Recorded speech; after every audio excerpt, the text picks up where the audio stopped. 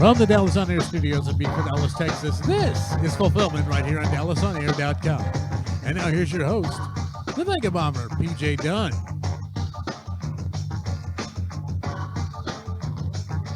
Welcome, everybody. It is that Sunday that's noted for the big game. It's even copyrighted where you can't even say that name of it, but you know, we know what day it is. We know how many people are going to probably be sitting around eating a lot of food that they said that they weren't going to eat because of their New Year's resolutions. But hey, that kind of thing happens. So today we are here. We are Fulfillment. If this is your first time here, feel free to go ahead and subscribe and like once you see this posted on the page on YouTube, which would be the Vega Bomber page.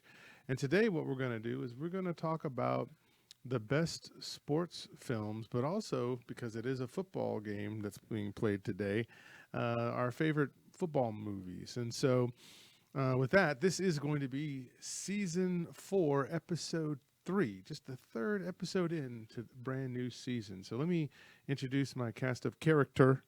And that would be the guy that's working all the switches behind the camera. That would be Kazak. Greetings and salutations, campers. Welcome to DallasOnAir.com. And what do you mean football game? I thought this was a day celebrating giant predatory birds. Isn't this the Superb Owl Day? It could be on somebody's calendar somewhere, right? Well, you know, it's interesting because today is also the day before Valentine's Day. This is also the Olympics. The Winter Olympics are running right about now. So there's actually a lot going on. And it's just a short month of February, which is also Black History Month too. So lots of stuff going on in February. All right. So, yeah. Ladies, since it is the day before Valentine's Day, drop your DMs into the Vega Bombers, because if you're a football widow, you might want to hit up. You might want to hit up the man. Listen, we got to get it out there. We got to get it out there, brother. We got to get it out. That's right. We got to get me out there. That's right. That's right. I keep watching all these dang movies. They're keeping me away from the good stuff. So, if you haven't been to Fulfillment before, I don't know. I don't know how from what I hear the football game's not going to be all that. That's what I'm thinking too. I kind of believe the same thing, you know. Oh, yeah. And the pizza sales. Just don't try to order pizza today anytime after noon because you're not going to get it. It's just not going to come today. Or if you got to do it, if you really, really have to, just tip your delivery drivers well, man. Yeah, let's do that. Just no matter what, tip your delivery well, tip your wait staff well. Just be overly kind today. Just be overly kind today. Yeah. It's a big deal, man. That's right. That's right. It goes a long way. People say random acts of kindness. I think the acts don't have to be random. No. Just do it because you're good people. So if you're here for the first time at Fulfillment, this is the show where we do talk about movies. We talk about TV series. We get all into it. If you're one of those people that loves to talk about the movie and the meaning and the screenplay and the directors and the acting and all that good stuff, then you will find Fulfillment here because that's exactly what we do. So in our first segment, before we get to the main topic of the day, it is called Just Seen It. And with Just Seen It, this is where we're going to tell you what we have been watching up until this point so you get a sense of our taste and what kind of things we like. And so I'll just go ahead and kick this one off. Kazak, I had to do a rewatch because once again, I just don't think there's anything in the theaters right now that deserves my time and attention and moolah. I don't blame you. So I had to rewatch, guys, fans, everybody. I had to rewatch. So I rewatched The Great Debaters because I have it on Blu-ray. So this is a film directed and acted in by Denzel Washington, and it picks up the story of one of the first black debate teams at an all-black college. It was like a thing that was unheard of in the 30s. And so Denzel Washington plays this guy who's a poet and a professor who's also trying to move towards more progressive things. They can already see where people are going to be working together. And so he gets together with certain people at night that are all believing the same thing, that want to get together to help fight against, the oppression and everything else that was going on. And so what's interesting here is you get this 4 cast of characters who are going to be the part of this debate team. And it's interesting, this little town in Wiley, Texas, that's where this debate team came from. Okay. Mm-hmm. They went up and they actually debated against some of the best. I think they've only lost once at this time. And they debated the Harvard debate team and beat them. Huh. which was something to be said. And so this movie then shows you just what these kids were up against to try to get into something that their professor knew very well what it would be. So Denzel Washington's just chewing up scenery, showing you like this is how you eloquently speak. This is how you construct an argument. Here is how you, right? And the kids are just kind of like, well, this is just something we can do because we're smart kids. We can't play, any other sport or anything. So we figured this is a sport. We'll try to do this. And so I'll just tell you, Case, like it's a phenomenal film to watch. Yeah. Because you watch these kids go through the paces. And even their parents are like, man, don't be trying to do this mess. You're going to get my kids in trouble if you have them doing stuff like this. I don't want them on the road going to these cities to try to debate these different teams. Because even if they win, do they really win? And so it was just an amazing film. I think not too many people have seen. Have you heard this or seen this I've film? heard of it, but I've never seen it. Yeah, it's one of those films where when you're tired of watching just goofy stuff and you want to watch something that kind of has a little more heft to it, this is a film that you'd put in. Okay. Right. All right. So if we get another ice storm again, like we had our Snowmageddon that we had 2 weeks ago or something, Yeah. you're just sitting in and you're tired of binging stuff. You just want to watch a standalone great film. I would suggest to you or present to you The Great Debaters, which also has Forrest Whitaker in it, by the way. So imagine you get Forrest Whitaker and Denzel Washington. Okay. There you go.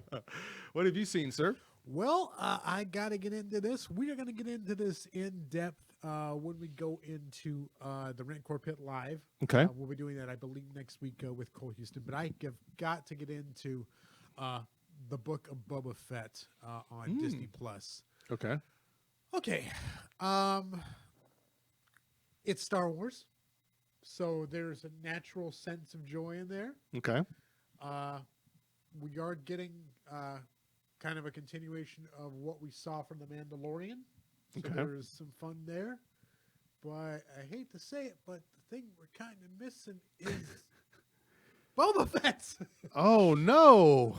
There's just not enough badass bounty hunter in this from the man himself. Mm-hmm. There's some great storytelling. There's some fun storytelling in here, but there's just not enough, I feel, badass or even the bounty hunter himself. It's more Wow. a Magnificent Seven style story, Okay. and it really gets kind of uneven. There are some really good moments, but the great moments were more from when we're continuing the Mandalorian story rather than getting into what was the central theme of the story, which is Boba Fett taking over the territories once controlled by Jabba the Hutt. Yes. I had great hopes for this because Robert Rodriguez was, at the helm of this. Jon Favreau writing the episodes, which, okay, it was the stronger episodes were the ones directed by Bryce Dallas Howard and Dave Filoni, not necessarily Wow. Robert Rodriguez, which was a shame. The series was just kind of uneven, to be honest with you. And that was kind of a disappointment. I thought the brightest spot of the series was Ming-Na Wen as Fennec Shand. There is some fun stuff in here, but again, it's more when we dip into Mandalorian territory. And maybe it should have been, Mandalorian season 2.5, Yeah. but not necessarily Boba Fett. There's more to come on this, I'm sure, but no. For a Star Wars fan, there's enough eye candy and nuggets in here. There's some fun character work, and again, we get a magnificent storytelling thing. But again, I think it's possible that they might have seen Temuera Morrison, who plays Boba Fett, not necessarily being the strongest actor, so they didn't necessarily anchor it around him, and which I feel was a mistake. Wow. That, like I said, there's lots to enjoy and lots to unpack. And like I said, we'll definitely get into this on the Rant Core Pit Live. But I don't want to say that the series isn't worth watching, and the end is just really fun. It's a really fun Star Wars fight. Okay. Because we're getting, some great Western showdowns from some cameos. We're getting a kaiju fight. And when I say kaiju, it's impressive and fun. I don't want to give that away. Okay. Okay. If you're not watching the series, but again, there just wasn't enough of the central character that was supposed to be around to be titled the Book of Boba Fett. There should have been more, and I don't know exactly how you fix it, but Wow. there's got to be a way to get into it. So It sounds like the people that did Book of Boba Fett needed to watch the Book of Eli, because the maybe. Book of Eli, they focus on Denzel Washington. He is the walker. He is the guy walking into certain situations and handling the business. And there is certainly some of that in there, Mm-hmm. but again, I think maybe I just as a fan of the Star Wars franchise, not necessarily a deep fan, but more of a casual fan. I think I just wanted more storytelling around what was supposed to be the central character. Yeah. Not necessarily continuing the Mandalorian storyline, although continuing the Mandalorian storyline was fun. There's just more to it that there should have been more to it. Yeah, I was curious about it when it came out. I thought, well, you already did the Mandalorian, which a lot of people think is kind of Boba Fett to some way in terms of looks. Yeah. And then you put out a Boba Fett series after that. So I'm just like, that just seemed kind of odd to me. It's not one to avoid, but it's definitely one that you don't necessarily need to be in a rush. It's a seven episode run. It's a binge. Yeah. It's a binge. Just take a Saturday, couple hours, and enjoy it because it is enjoyable. Don't Sure. get me wrong. And if you're watching The Mandalorian, it's definitely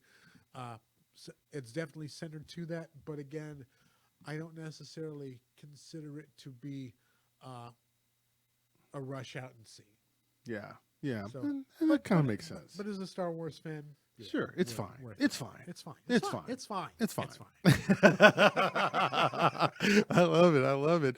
Well, yeah, there's a few series that are starting to come out, which I think I will be watching, and I'll talk about it probably next time, which is Reacher. I haven't seen it yet, but I loved the Lee Child's books about the character Reacher, and so evidently they've got a series out on it's Amazon Prime, and my parents watched it, and they said it was phenomenal. And then I've seen already a lot of good kudos to it online, so I'll start that next week, and maybe that'll be something I can talk about next time on it, because I loved Lee Child's, and I thought the first Reacher film was good, even though it was Tom Cruise playing Reacher.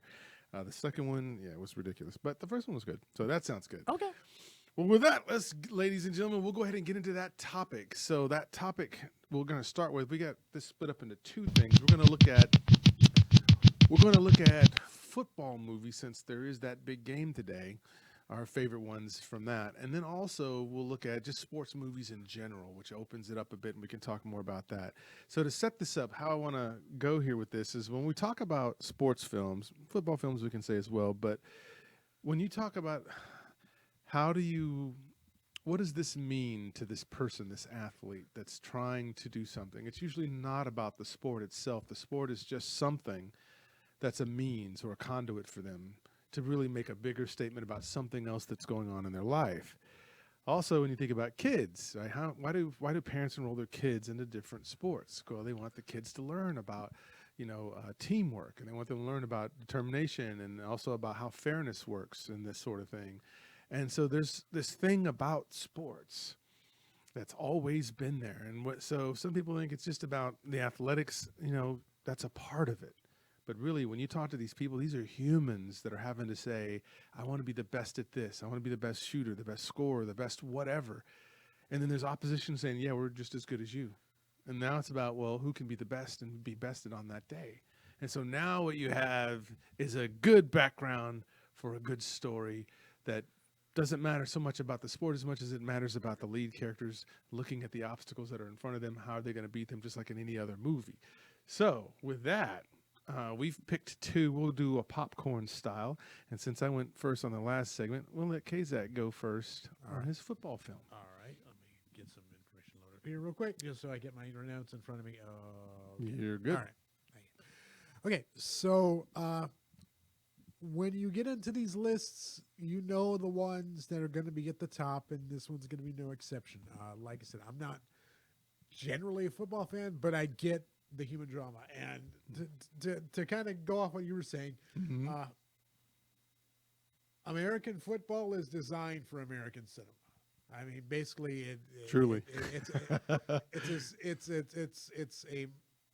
it's a game that's very much centered around television, and it's and the cinematics, and it's Mhm. war and it's combat and things like that. We all know Mhm. the movies that are going to be at the top of the list. Now, like I said, there were a few that we could have gone with. Mhm. So the one that I just enjoy, period, is of course Rudy. I mean, how do you yeah. not love this underdog story? Yeah. Sean Astin playing a real life character, Mhm. centered around a guy too small to play football, and just goes out there with determination, just bears down and faces down the absolute. First of all, being told he's too small, and Like Captain America. being told that due to his background, he'll never make Notre Dame, and he makes Notre Dame. And Mhm. then getting people underneath him, getting a groundswell of people who believe in him, finally gets to suit up and play in the game, with his teammates basically coming in and getting his support, getting his back. Yeah. It's really about not only it's a film about not only believing in the power in yourself and determination, Mhm. but also the power that others give you by believing in you. That's a big deal. Yeah. That's what makes the movie a really good watch. Just the power of believing in yourself and keep trying, keep going, just bear down, and you if if you have the right support system under you, you can succeed. Yeah, I love it. Like Churchill said, never, never, never quit. And that's what this movie embodies. I mean, because this guy, I mean, football is it's a very taxing sport, and especially with your body. And so if you're slight of build, and you're going to get in there with these big monsters on the other side Yeah. who are coming at you. Yeah, you could see where a coaching program would say, "Look, dude, I can't. It's not that I'm trying to be a certain way against you because of your stature. It's just your stature, statistically is not going to hold up. Is not going to be able to make it. And can you even see over these big guys when they're coming at you, right? So you could understand it from their perspective. But then what was right, which I loved, is the fact that that Rudy said, "I'm going to push on." And when you see the things that he was willing to do, which I think is an important message today, because I think a lot of times people just want to get out there, start a channel, and become a YouTube star overnight. But it takes work at anything that you do. And here, this is the perfect element of saying, how bad do you want it? Yeah. Essentially. So yeah, Nike says just do it, and which makes it kind of sound reductive and easy. Yeah. But just doing it requires a lot of blood, sweat, and tears. Yeah, and I mean this is not a guy who's got like a huge pedigree. This guy is It's coming true. from a poor family Mm-hmm. to make it to the university of his dreams, to play on the football team of his dreams, to Yes. succeed beyond all expectations and achieve that goal of playing for Notre Dame, Yes. which it historically is a great football school. Yes. So it's a big deal. And again, the other thing is that it is a true story. It is based on the story of Daniel Rudy Rudiger. Mm-hmm. It is a really great true story of overcoming the odds. Yeah. Yeah. And that's what you got to love about football. that's what you got to look forward to. And what I like about this, here's the secret message, I could say, that maybe a lot of people don't get sometimes when they watch this film, because they get caught up in the swell of all the support, which is great. But notice he didn't make it to the NFL, right? Because if you have a chance to draft Joe Montana or Rudy, who are you going to draft? You're going to draft Montana. So what this means is, what's great about this is that if you do run into something and you are determined, sometimes you can take that determination and push it towards something that you really could do, right? So the movie's great, but he didn't make the NFL, and that's what you're trying to do when you get into college and you're trying to go there. Some people just want to play the game, but what's great about it is he became a very popular and very well sought out speaker because he could talk about the story. Yeah. So he was never going to be an NFL pro. So sometimes people have to remember that, like, you're going to try and sometimes it's just not going to be that. But what is it that you learned in the process of becoming something that you wanted so bad, right? So I love that the film didn't go, yeah, if you just try hard, you can be anything you want to be. That's not what it was saying. It's very subtle. right? Because he didn't make it to the NFL. But what it was saying was that look what you're willing to put into it, and then whatever you're willing to put into it, that's what you'd put into whatever it is that you really can do, whatever you really are suited for. And I think that is fantastic. Right. And if you work and if you show and put in the work and show up and do everything you can, people are going to notice. People are going to see that you put in that work, and people are going to get underneath you, and people are going to try and lift you up, and people are going to help you. If you support them, they Yes. support you. That's a big message in that film. Oh, it's huge. Oh, it's huge. So, this is one of those things now that I think, yeah, it's a film. You have to watch this. You don't have to love football. You don't have to know anything about Notre Dame and all that stuff and the legacy of Notre Dame. You're just going to go see, and you're going to get taken over by just the characterization here of Rudy and then the people around him, the things that they're saying. Some gave him good advice. Some gave him bad advice. But he still stuck to a certain thread, and that thread was enough to get him where he wanted to go. Yep. So you got to love that. So the movie I picked was a movie that came out in 2006. Also a very big underdog story, and this is the story of Vince Papale in the movie called Invincible, which was actually done by Disney. So the director was Erickson Core, and so you got Mark Wahlberg, Greg Kinnear, and Elizabeth Banks in this film. Now, here's the interesting thing about it. Again, another true story. This is the story of a bartender who was still in great shape, never played college ball, right? And his Eagles were doing really, really crappy. And so as a marketing move, Dick Vermeil, played by Greg Kinnear here, says, hey, we're going to host tryouts. And if you can make the tryouts, you can become an Eagle. Now, what fan wouldn't want to do that? Now, this was done just to get TV and media there and all that kind of stuff. And they didn't really think. And so the movie's hilarious because you got these big overweight guys that are wearing like capes and stuff on. They're like, Eagles, go Eagles, just because they want to be an Eagle. And they're down there. And that's hilarious watching all these guys try out. But then you see Vince Papale, played by Mark Wahlberg, who actually is athletic, who actually can play. And he's only a bartender because he never went further, and he had a bad marriage. He's a substitute teacher and bartender. So he's on the low ends of life. And what gets me about this, Kazak, is that he keeps the letter from the girlfriend or the ex-wife that walked away from him. And the letter is always, you're a piece of crap. You'll never amount to nothing. You're this and this. And so he keeps reading this thing. And that's what makes him get up every morning and run. And that's why he's still in shape and can still play. And so he goes down there, and he's faster than all the guys that come down there. And they're like, what are you going to do, coach? He goes, well, we said we're going to pick somebody. Let's do it. And they're like, you're not really going to do this. You're just doing this just for, to get people to come out, right? And he's like, yeah, but what if a fan could do this? And what if he really could play? And they're like, he ain't going to make it. He'll get taken right out in preseason. So they show all the stuff he goes through where all the other receivers are like, what are you doing, Pops? You're going to hurt something. You're going to hurt something out here, right? And so you see what he's up against. And then you see him sitting down by the locker, and he keeps reading that letter over and over again about how he's nothing. He'll never be anything and all this other stuff. So he's kind of bitter, and he doesn't think he'll even make the team. But, for the movie's sake and it's real life, he did make the team, and he got on the special team. So he wasn't playing a specific role like quarterback or anything like that, but he was on special teams, the guys who run down and go tackle the guy, whoever catches the ball. And he played for 3 seasons, right? And so for me, I love it because the Eagles are in our division, the Cowboys division, so they show Staubach and all them. They go back to that glory days because that's about the time when he was playing. Yeah. And it was great to see these images of Ed Too Tall Jones and Harvey Martin and Dorsett and Roger Staubach. And you're just like, man, And so they showed some of the great scenes and how he even scored a touchdown once. And so another guy who, after 3 seasons, got to go out and then create a career where he's selling and he's doing motivational speaking, because just like Rudy, he had that one-in-a-lifetime shot and he made it. Have you seen this movie, KZ? I have, actually. This is one that I actually have seen. So, first of all, that's the story of a really great marketing gimmick. Because football is a really hard sport.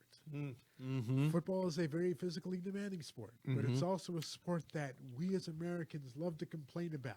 Yes. And no one complains louder or more rudely than Philadelphia fans. Yeah. How do you shut up a Philadelphia fan? By making them do. by making them do it. It's kind of like a couple of years back, I think it was the Bears kicker who missed like 4 field goals in a row. Mm-hmm. They said, "Okay, you come do it," and Mhm. no one could do it. Mm-hmm. Yeah. The fact is that this is a story of a guy who made it into the NFL 3 seasons, Yeah. and the part that I really liked about this one, the one scene that kind of really stands out Mm-hmm. was when they show the up close movements of the hands and the tackle, showing how they prepared. That's a Mhm. really good. That was a really kind of good cinematic touch.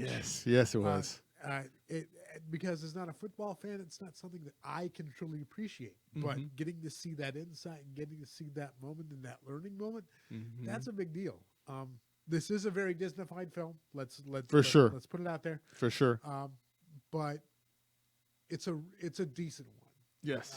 It's a great universal theme. Yes. Mark Wahlberg is he's charming as Papali. Yep. You can't you can't sweat that. Yep. But overall, it's a decent film to watch. It's a fun one to It is. watch if you're going to go for a football movie. This is not a bad choice.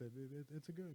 Yeah, I was shocked when I saw it in the theaters because this came out, like I said, in 2007. I saw it in the theaters, and I was shocked because I was not expecting it to be that good. I was just thinking this is going to be a movie I'm going to go in and kill time with. But Yeah. I actually got drug into the situations. I really believed, Wahlberg's angst at, everything has been negative in his life. Everything is just shot down. Everything is just, nothing ever works out for this guy. Like when he went down to do it, he was just doing it on a whim. He wasn't really thinking he was going to make the team. And then when the whole city got around him, all the people that go to the bar, the normal bar patrons that said, "Dude, have you not watched it? Turn on the TV. Turn on the TV. You made the team." And he's like, "Well, it won't matter anyway. I'll be cut after a week." I mean, it's just that whole down. And even if you do something good, it's still not good enough because Yeah. the inevitable is going to come and take your feet right off from underneath you. So why get excited, right?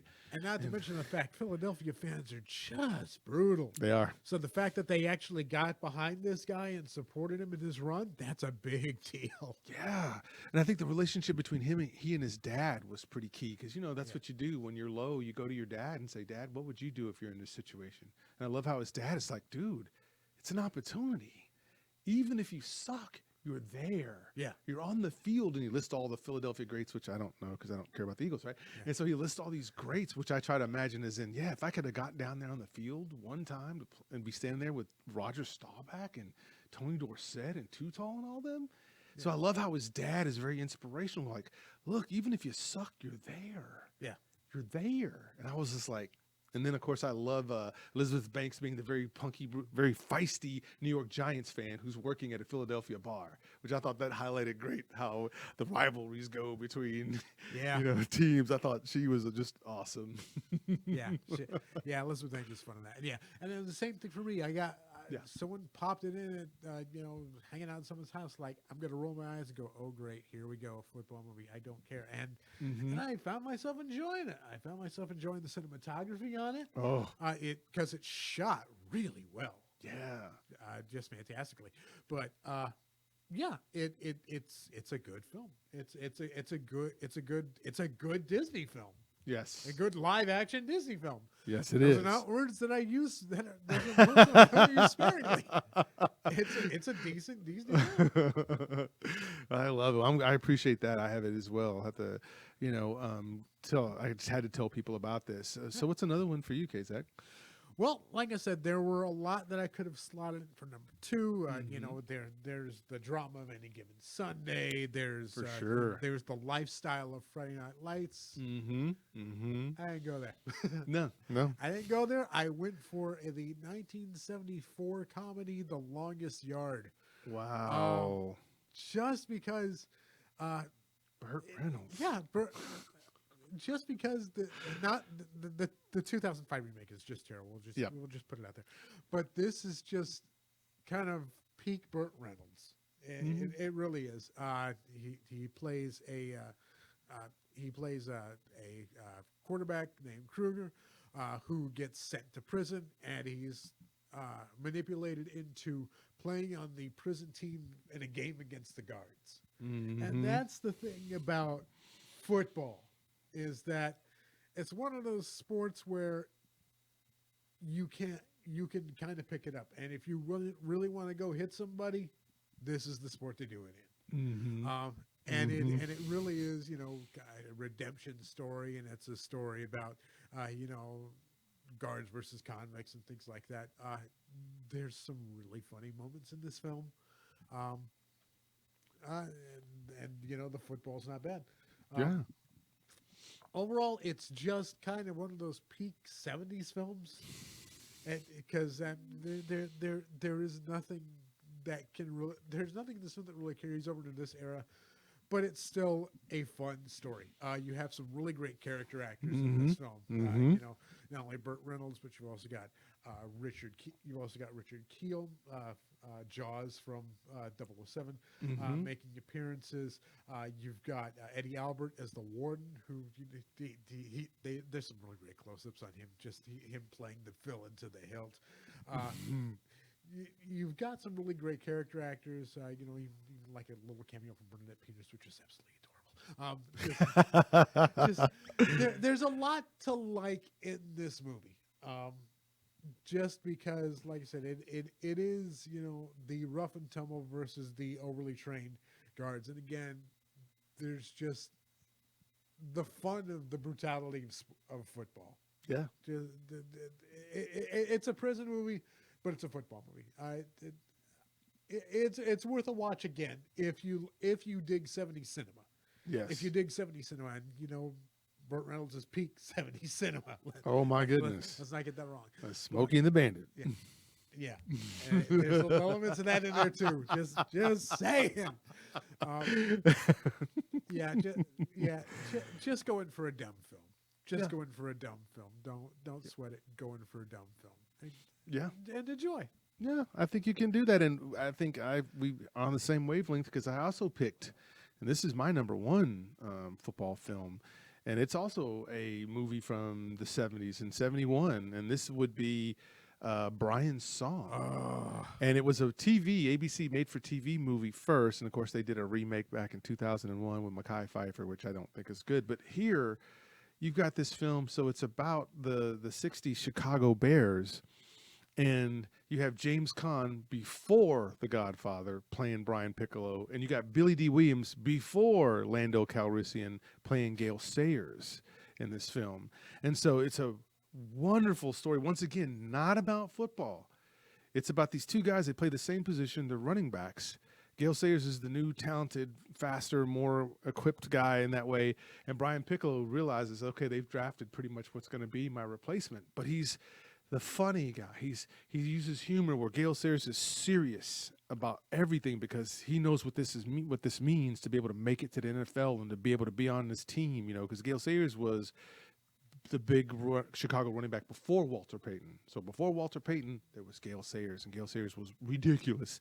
So you have Billy D. Williams playing Gale Sayers, and so this is a film about these two guys who would be opposed against each other, coming from different backgrounds. You have the racial issues back then in the '60s, and then you have Brian Piccolo's character who has a terminal illness, and so right when these two guys are going to be competing for a spot, and one's going to be the starter, one's going to be the backup, you also have this, and then it's about how their families are coming together. So one of the things I've always loved about football too is it's one of those things like music that breaks the racial barrier, right? Once it started to break the racial barrier, it now gave white guys who from one part of town, black guys from another part of town, a chance to actually be together and work together as a team on something and see how they're not that far apart, right? They still have the same things, they care about the same things. And this is highly shown when you see the wives get together with them.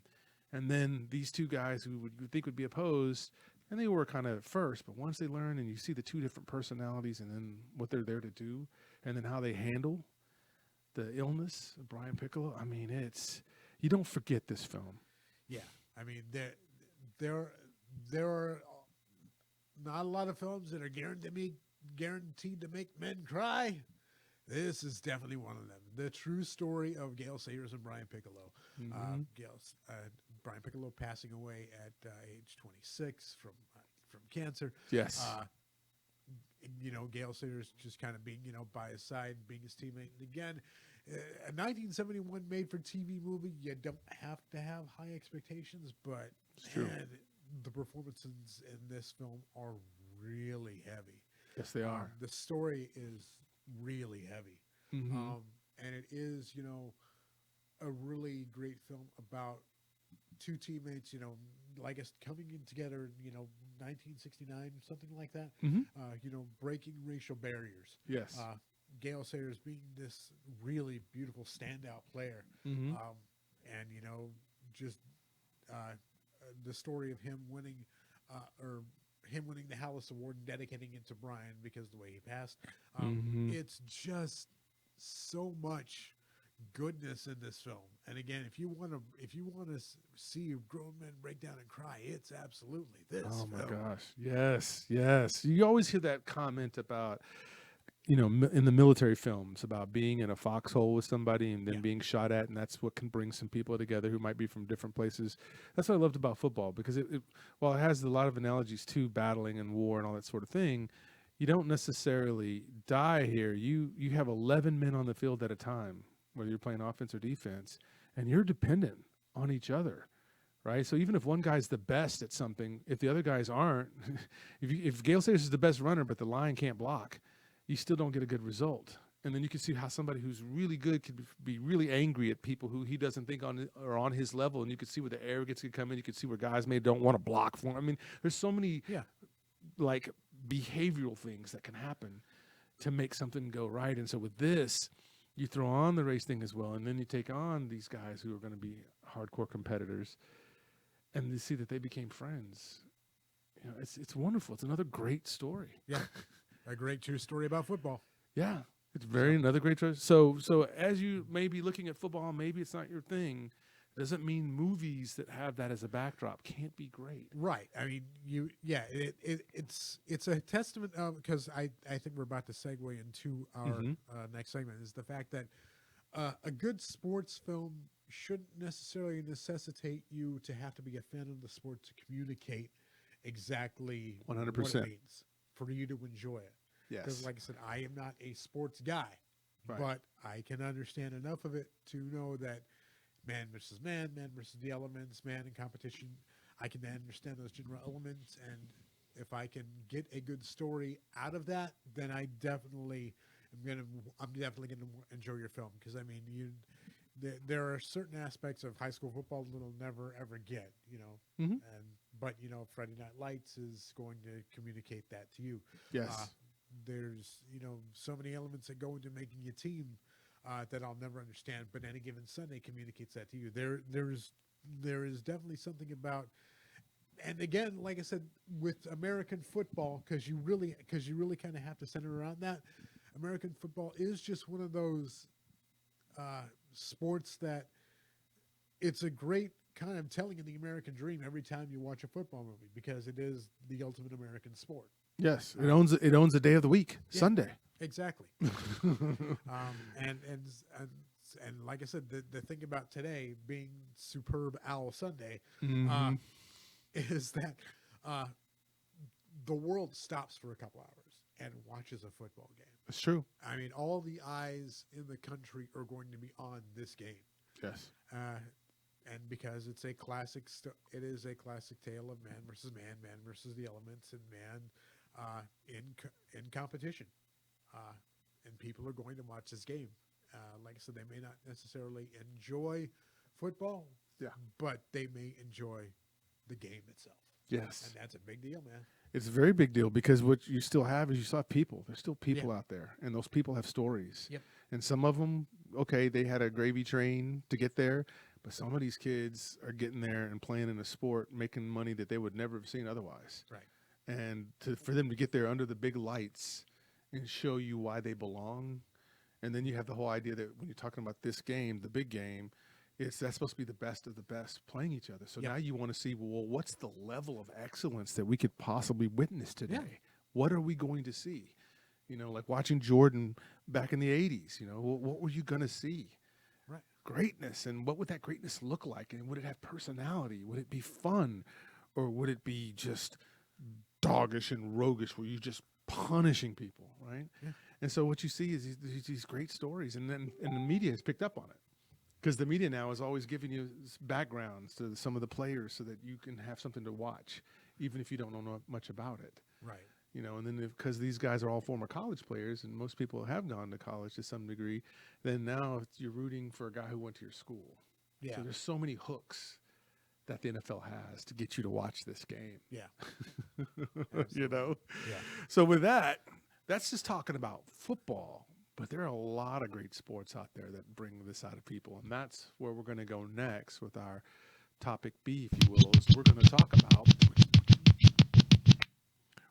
about now just great sports movies, right? Because there's so many different things. Some people would maybe consider certain sports not a sport because there's no running and tackling, all that stuff. And other people might say, oh, this isn't a sport because it's scripted on some level, right? But at the end of the day, if you got two people pit against each other and there's something to be earned or gained, it's sport more often than not.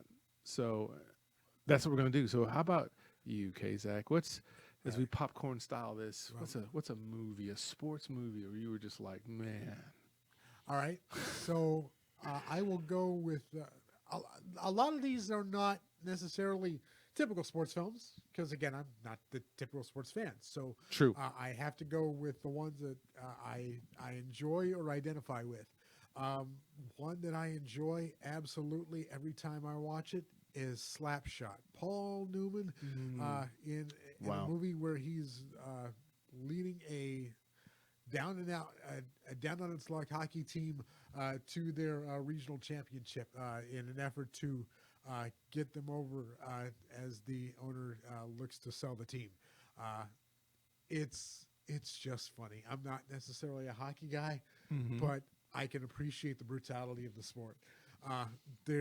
And I can appreciate, that these are guys who, face each other on the ice and having to get in each other's heads. And Paul Newman as just this guy who's really kind of running a lie all the way through to inspire his team. And again, with it being, the 1970s, there's a whole lot of themes that, not necessarily carrying over into our modern day telling. But again, it doesn't necessarily need to be that. It's more kind of, again, one of those fun teams that shouldn't make it, being the underdogs and coming from behind and doing amazing things. Yes. But again, like I said, these are, necessarily kind of terrible people doing terrible things too. Paul Newman is an absolute scumbag, but he's so fun. And of course, it leads to a new icon being created in hockey, and the Hanson brothers. Just three guys who they look like dorks, they sound like dorks, and what they do, they're absolutely the most brutal things on the ice. It's become a joke, and it's become kind of like an icon in hockey. These three brutal idiots. This is a really fun movie because, again, like I said, I don't necessarily understand hockey, but I can really appreciate this film for the comedy that it is. And it's still funny to this day. Yeah, Slapshot. It's been a long time too. So when I saw that on your list, I was like, okay, I gotta see if I can go back in my mind and kind of remember this. But I remembered Paul Newman, and I remembered that he did not distract at all. He brought to this. Yeah, it's kind of a great ensemble comedy, but Paul Newman is it is him being the charming scoundrel and the leader. Kind of like a very Han Solo-ish type of role. It's just fun. Lovable scoundrel, huh? Yeah.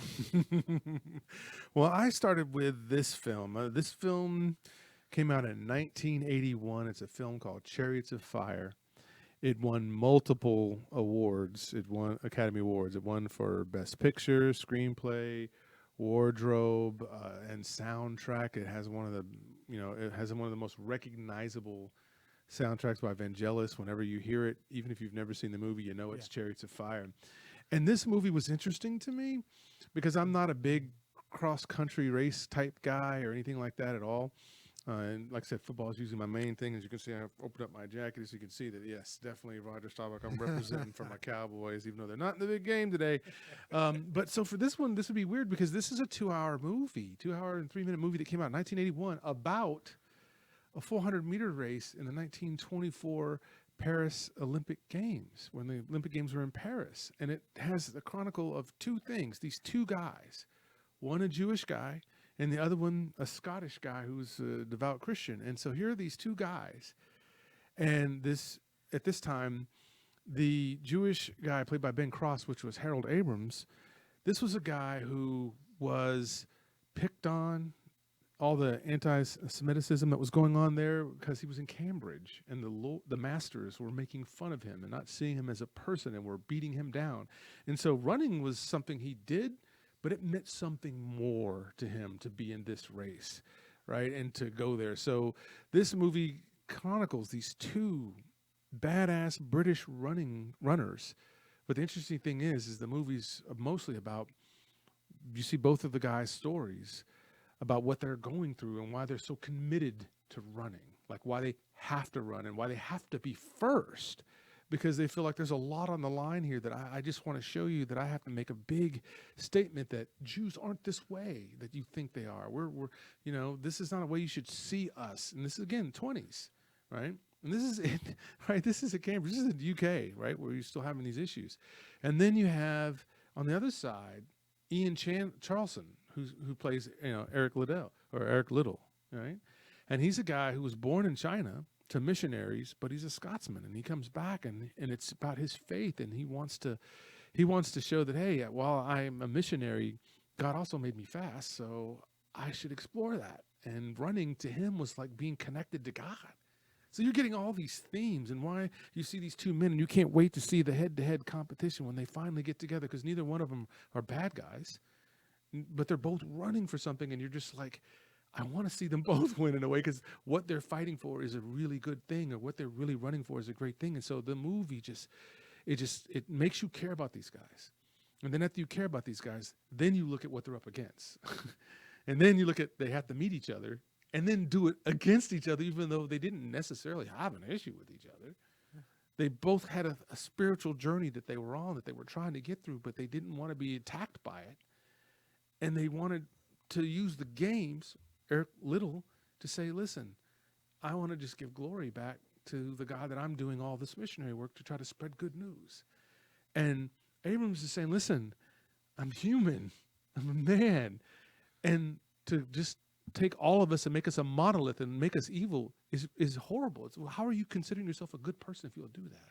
So you got these deep themes, and what we're talking about is a 400-meter race. Yeah. I mean, how more human can you get than a foot race? Yes. Two men in a foot race. Yes.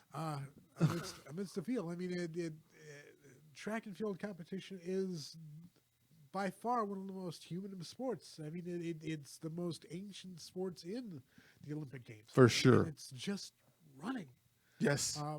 And again, yeah, it's a story. It is a deep story about triumph and human spirit and things like that. Yeah. It is. It's valuable. It's shot very starkly too. Oh my gosh. That's a big thing about it, is that it's a very stark film. Yeah. But yeah, it was worth all the awards that it won. Yes. It's worth all the critical acclaim. It is definitely one of those very deep and emotional films about the most human thing you can do, which is run. Yeah. Yeah. And run well and for a long period. It's that battle against yourself, right? It's not so much that you're battling the other guys on the field. And by the way, the two Americans were actually the favored ones. So here, the fact that these two Brits led that field, and then, Yeah, all I'm talking about today is contact sports. This is not a contact sport. No. This is two guys just trying to see each other who can be faster. Yes. And who can be more determined, who can get to that finish line first. Yeah. And what it brings out of you, like one of the scenes that I remember is the scene where Harold is sitting down talking with his wife, and he's just like, well, if I can't be first, I don't want to run. And she goes, well, if you don't run, you can't ever be first. And I was just like, wow.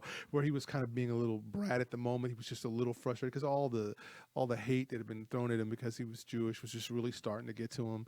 And then he finds out that this other great guy who can also run is also going to be there too, also running as a teammate and everything. And so he's showing you mentality that he has about being first. Where some people go, look, dude, calm down. It's just a race, but you see the fire. Yeah.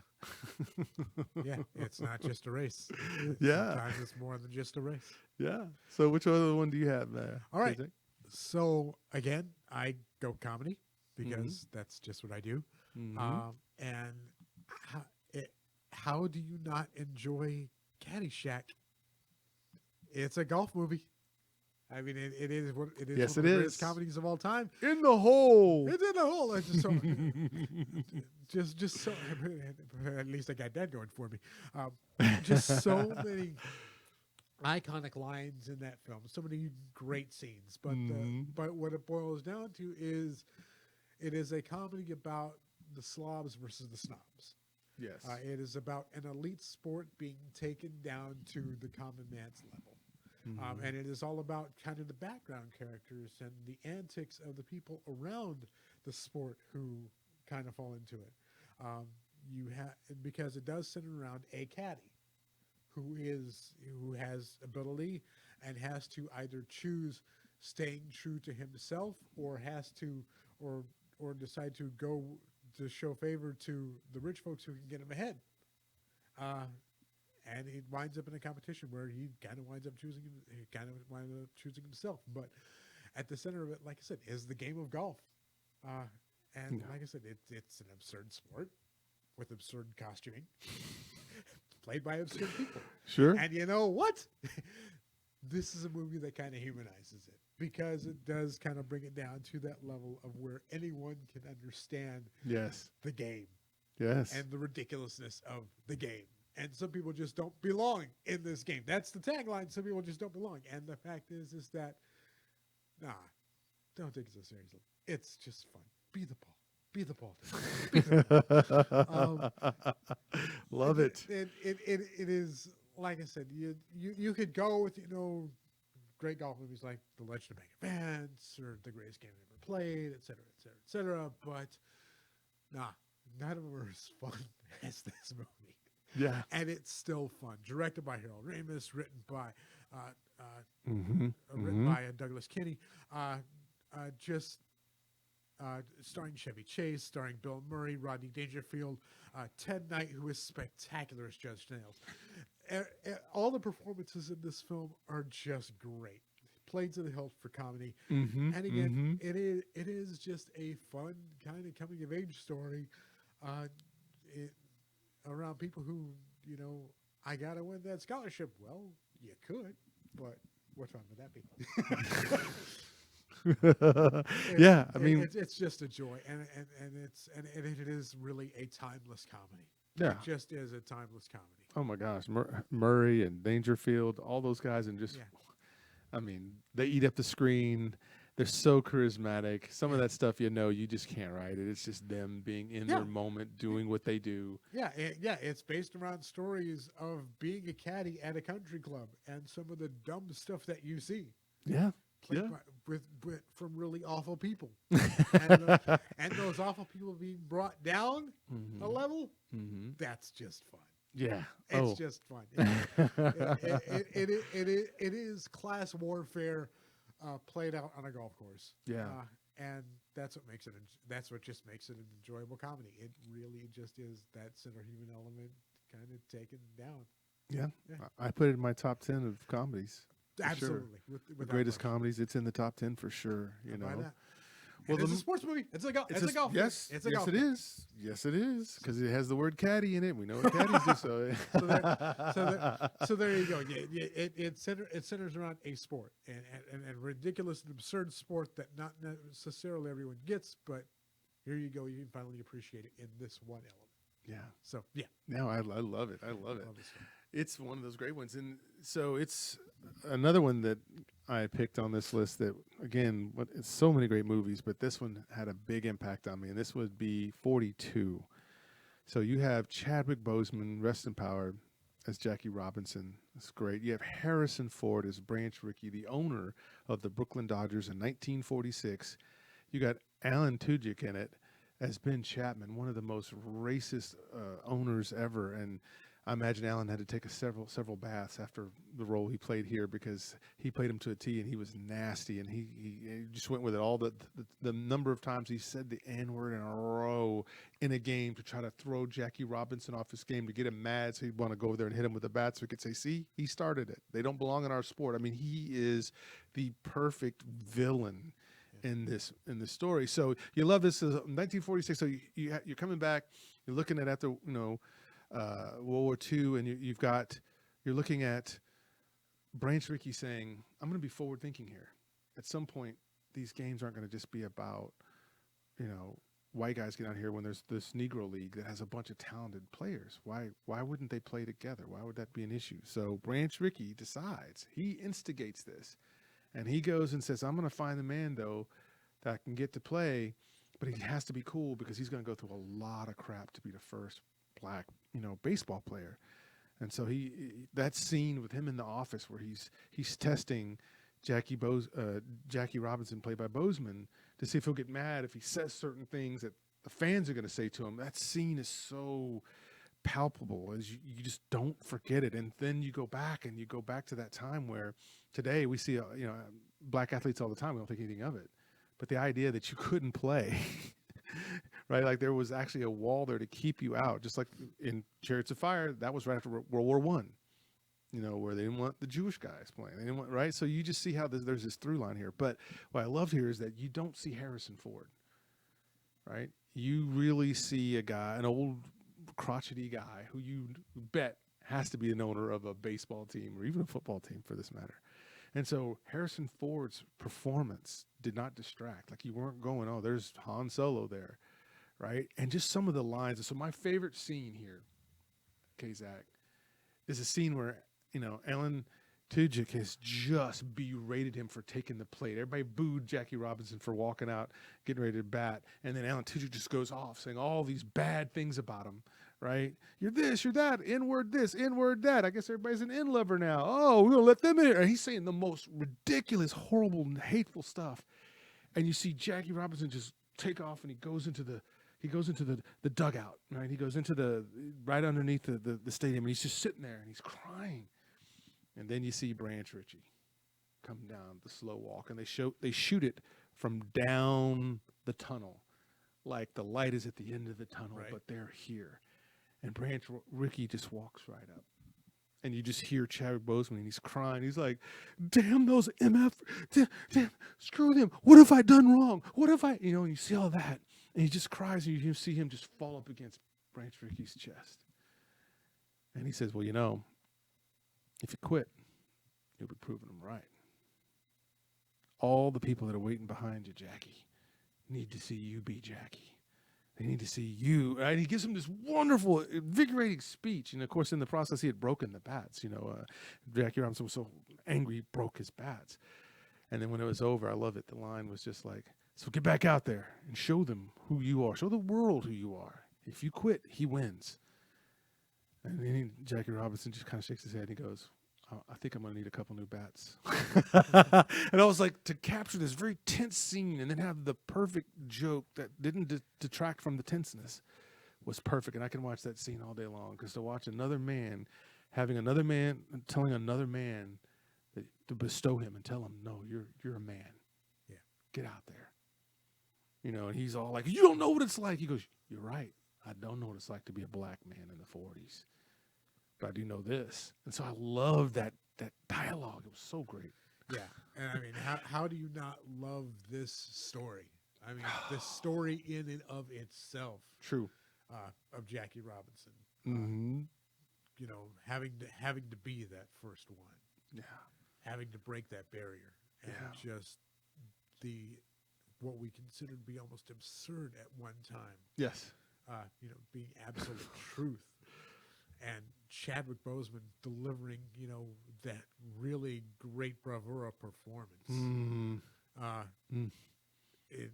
As this very, conflicted human being who has to overcome just so much, yes, and proves to be just so good. Yeah.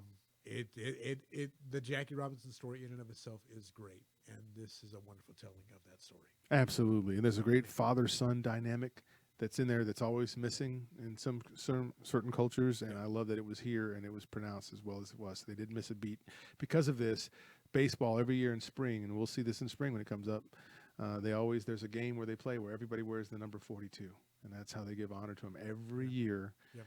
They do that, and I think that's awesome. So what else have you seen there, KZ? All right, so my last film is not one everyone would consider to be a sports film, Mm-hmm. but it absolutely is. Not because the results are predetermined, but because it's the story of an athlete reaching his glory days, and that is The Wrestler. Darren Aronofsky's portrayal of the professional wrestling business when you are on your last legs. I had to watch this film twice, Mm-hmm. from two different perspectives, because number one, I watched it as a wrestling fan. Yep. And then I watched it as a movie fan. Watching it first, of course, as a fan of cinema, it really is the tale of a broken human being reaching, there's nothing left for me. This is the tale of an athlete who has reached his point where he should go no further, but he's got nothing else in his life but this sport. He's got nothing else in his life but this performance. He's got nothing else in his life but this. And I mean, when you go into it as a wrestling fan, you Mhm. appreciate what these guys went through and all they sacrificed, not only in their bodies but in their brains. Because basically they sacrifice their lives for this sport. They sacrifice, not only their ability to walk and their ability to think, but also, their ability to have basic human interactions.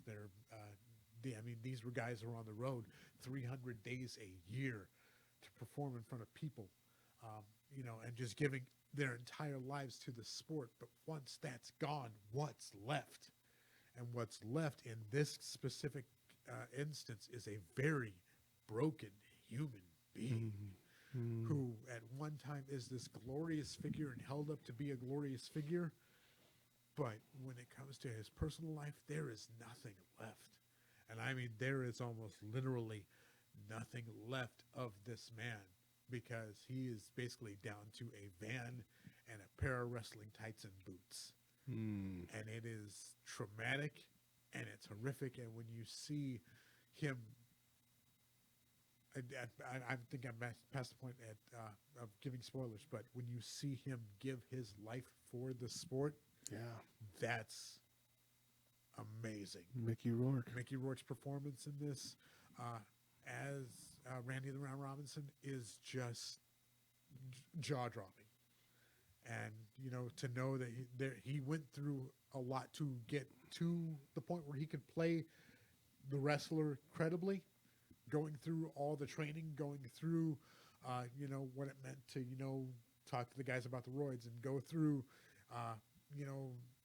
what these guys, when they get into the hardcore matches and things like that, which is where you start bringing objects in and introducing violent things and violent objects like light tubes and staplers and things like that, which, weren't a staple back in the day of the 80s, which are now standard in today's wrestling. Knowing just what these guys have to go through in that ring and how they have to get themselves into a mental and physical state to do this and put on a performance in front of all these people who expect this athlete to be this athlete and forget the human aspect. It is just a phenomenal sport of not just a man versus a man, but a man versus self, a man versus time, a man versus his own body breaking down. Yeah. I can't speak highly enough of this film, not only as a fan of the sport, but also as a fan of cinema.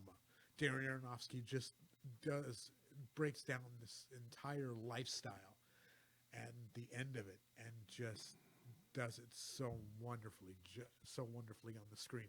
Heartbreaking. I saw this film. I loved it. Yeah. I thought it was emotive, provocative. Yeah. I thought it asked you to look at something that the average person probably doesn't recognize or see when they're there under the big lights as a fan, holding up your signs and screaming for someone. I thought Marissa Tomei did a great job as well. Yeah. In the film, and Evan Rachel Wood, as the daughter. yeah. Oh my gosh, and just yeah, that movie was so poignant and real, and yeah, it made me look at it as somebody who's not a big wrestling fan. I used to be when I was a kid. I used to love the Von Erichs, Yeah. but not someone who's really clued in and tuned in to what's happening today. And that movie, it's like, yeah, that's a movie worth owning, and I have it. So Yeah, when yeah. I see movies that are good, I'll buy it and put it in my collection. Yeah, I mean, if you're a professional wrestling fan, you know the story of the Von Erichs, and I think if you watch this film, you can actually understand what happened to some of these guys around the end of that. Yeah. So, Yeah. just no. saying. Yep. No, I love it. I think that's great. Well, my number one, and we're giving you some great films out there. So if you guys have some films that you think are great sports films that we haven't talked about, go ahead and put it in the comments, and we'll definitely reach out and definitely connect with you on that. So my number one is a movie I've seen more recently, I guess, out of all the ones I've mentioned, and that is Ford versus Ferrari, which came out in 2019, which was probably the last year we had really great movies. Yeah. We haven't had really great movies that many in a row since 2019. But here's the story. You've got Christian Bale playing Ken Miles, a driver. You've got Matt Damon, who's playing Carroll Shelby, somebody who builds race cars. John Bernthal is playing Lee Iacocca in this, so you got Punisher playing, Lee Iacocca. And then Noah Jupe is in this film as well, which you remember him from the oh gosh, it slips my mind at the moment, but the horror film, the one where they're locked in their I get it. aliens, yeah. But he's in this film as well, playing the young son of Christian Bale. So this is great. This is what this is about. This film starts off between two egos, between two car companies, the Ford Motor Company, run by the Ford son, and then Enzo Ferrari. And what had been happening is in this race, the Le Mans race, the 24-hour race of Le Mans. A Quiet Place is what you were looking for. Quiet Place, yes. Thank you. The 24-hour race of the Le Mans, which is this big race. It's an endurance race where they bring several cars and teams, and you're racing for 24 hours on this city in France, Le Mans, that has these sharp hairpin turns, as well as it has some long straightaways. So you drive cautiously through the turn so you don't lose it, and then you jet as hard as you can on the straightaways, and you do this for 24 hours, right? And so Ferrari had just been kicking butt all this time, and so Ford Motor Company said, well, you know what? We're going to build a Ford that's going to be able to beat a Ferrari. And everybody laughed at him for saying, like, your cars aren't known for that. They're known as just little, thrifty cars, like the little Mustang at that time was just something that the housewife could drive, and it's cute, and it has a little, convertible top and all this stuff. And so what you get is the will of these two men, Ken Miles, played by Christian Bale, and Matt Damon, Carroll Shelby, who's dealing with Ford putting immense pressure on them, saying, if you don't win the race, if you don't build the car that can beat a Ferrari, then you're going to be destroyed. You're going to be sullied. We've got to beat the Italians. We've got to beat Enzo. We've got to beat the Ferraris. And so you get this situation where, Matt Damon, he's the guy that builds the cars, right? He's Carroll Shelby and Shelby Mustangs. You've heard of that. And then Christian Bale's a guy who can win, but he has this thing against him. He just has that negativity against him, kind of like my boy Mark Wahlberg in Invincible, right? And so American hadn't won a Le Mans since Carroll Shelby did it, before he had the heart palpitations and couldn't do it anymore. And that's why he couldn't drive. He could build the car, but he couldn't drive it. So you have these two men who don't really get along at first, but then they become this team, and then they have to fight against the corporate suits of Ford, who are pushing them beyond ridiculous boundaries to try to win this race, because he's made this ego thing with Enzo Ferrari. So what I love about this film is the race within the race itself, because you get to see this is 24 hours, man in a machine that gets to stop at certain points because the cars are going to get too hot, the tires have to be traded, all this stuff. And you're racing against the champs, the Ferraris, which had won it like 5 or 6 years in a row before this. So this whole underdog thing of a Ford even trying to keep up or even beat a Ferrari, like, is that really true? Could that happen? And when you watch this movie and you see how far Christian Bale is pushed, or Ken Miles is pushed, how dangerous it is, the stuff that they think they need to do to cut weight so the car will be faster, or what to do with the brakes to help it be a little, not as hot when it goes in these corners and all this stuff. And it's an intense film. So they make sure that the Ferraris sound different than the Fords in this film. And so whenever they cut back and forth between the scenes to see the Ferrari driver and see, Christian Bale's, as Ken Miles, you hear the difference, the way they brake, the way they sound, the way they take off, and the way they do what they do, and just knowing, oh my gosh, how do you beat the perennial champions, the Ferraris, with a Ford? Yeah, yeah, and I mean, there's interesting elements in this, in the fact that it is, a competition movie, but also an auto sports movie. Yes. Because not only are you introducing man versus man, you're introducing man versus elements, but you're also introducing man versus industry. Yes. And man versus machine. Yes. That's a really interesting element in a sports movie, and the fact that you're introducing, which some movies can really hit that. That's something we haven't really gotten into, is man versus industry, Mm-hmm. and the fact, like I said, you have these corporations who are really basing their reputations on these men and these individual accomplishments and things like that. And when we get into films like Any Given Sunday, or we get into Mm-hmm. films like Draft Day or Moneyball, Mm-hmm. Yes. we Love we get into kind of that element that sports is a business. Yes. And it is a very big deal, because there is a lot of money and reputation on the line. And this, above all, is about reputation. Mm-hmm. Not only for Carroll Shelby and Ford, but also the Ferraris too. And things Yes, like that, for sure. Because, like I said, they cannot let these upstart Americans defeat what is the standard of performance. And Yes. it's still the standard of performance today. So Mhm. getting that gritty underdog story, and about these two companies who have kind of have made it very personal, business very personal, that makes for a very interesting storytelling element. Yes, it does. And when you see this and you understand that track, the Le Mans track, is again, this is an enduro race. So it's almost like Chariots of Fire, but they're running. Here, it's that same thing, but you're in a car, having to push a car to its full limits, which you're being pushed to your full limits. Because if you put too much gas in some of these corners, you're going flying out there and you wreck the car, and now you can just almost forget about that.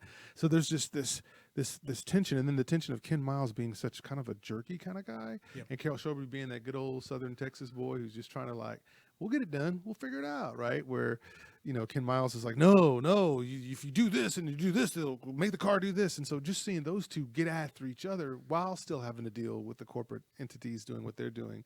So yeah, to me, I thought this movie was incredible. Just like the football movies and Chariots of Fire, you don't have to be a car head or a gearhead to understand what's going on, because it's played out well to show you what will a man do who's at the end, he's got his garage closed down because he can't afford to keep things going, because he hadn't won a race in years.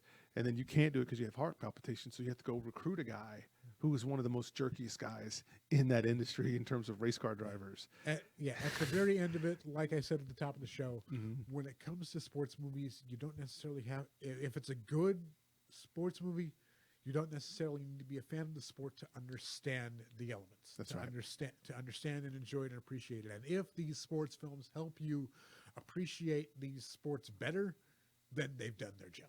Absolutely. And again, we, as fans of cinema, we understand the cinematic element of competition, and that's what makes these movies enjoyable and identifiable, is that even if we don't appreciate the sports in and of themselves, we can appreciate competition. That's exactly right. And James Mangold, I got to say, the director did a great job at capturing this, because cinematography is super important here, because you're talking about cars that are moving fast, and that can look very boring if you're not necessarily knowing how to shoot it. And then just if you just do cockpit shots where you're just flipping back and forth between that cockpit, this cockpit, that's one thing. But the other beauty part of this is these are beautiful cars that are extremely powerful. So you have to capture that as well to show that this is this workmanship in these cars is incredible, right? You have to do it enough, but not too much to where people get lost. And I think that they did that. And then just shooting this stuff, especially at night, because this race is 24 hours. So you're racing the same track during the day. Also, if it starts raining, you still have to keep running. And then at night, which that track looks different at night than it does during the daytime. And then it's more treacherous to drive when it's raining because it's slick. And you have to deal with all of that. And you're just hoping, please let him win. Please let him win. You're just wanting to see, the Fords win, even though you know that the Ferraris were more superior. All right, man, let's get on out of here, brother. Yep, it's about that time. So who are you shouting out to, Kazak? I do want to go ahead and just give our shout outs to everyone here on DallasOnAir.com. Thank you to Jedi and Kat for giving us a home here every Sunday right here on DallasOnAir.com. I wanted to shout out all our great shows here on Dallas on Air, including, like I said, tune in next Sunday for the Rant Pit Live with me and Cole Houston as we talk. I do believe we're going to go into Boba Fett, so we're going to go ahead and get deep into the series. But I do want to go ahead and shout out shows like Fan and Wife and Figments and Display Mysteries podcast, both hosted by Colleen and Eddie Medina, both friends of our show and friends of ours. Just really fun stuff. But also, check out Best for Business, check out Project Hustle, check out the Pepper Stewart Show, check out all the great stuff right here in DallasOnAir.com, and of course, make us your friends on Facebook and all social media, right? And of course, tune us in all the time here on DallasOnAir.com. And I'm shouting out to Brandy and Barry Austin, Sean Presley, Lauren Wiedauer, Tristan Frazier, Troy Ross, Harry Thomas, Prim, Daniel Meza is a good friend of mine as well. Freddie, Eddie Medina, of course, and Cole Houston could not do that. And Stephanie Crane, and actually the film samurai himself, Carlos Salinas. Want to give a shout out to all them folks. Well, that is it. That is our time, ladies and gentlemen. We will see you again. We're always on the second Saturday. Second Sunday. Second and fourth Sunday. The second and fourth Sunday of the month. And so we'll be back. And next time we're going to talk about this new Batman thing. This not new Batman thing, but this Batman craze. Because yet again, we have yet another Batman movie. But what makes Batman so iconic? And why do people care? So we'll get into that. So until then, we'll see you then. And until then, I'm just going to say I'm out. And he's K-Zach. Stand up. I'm the Big Bomber.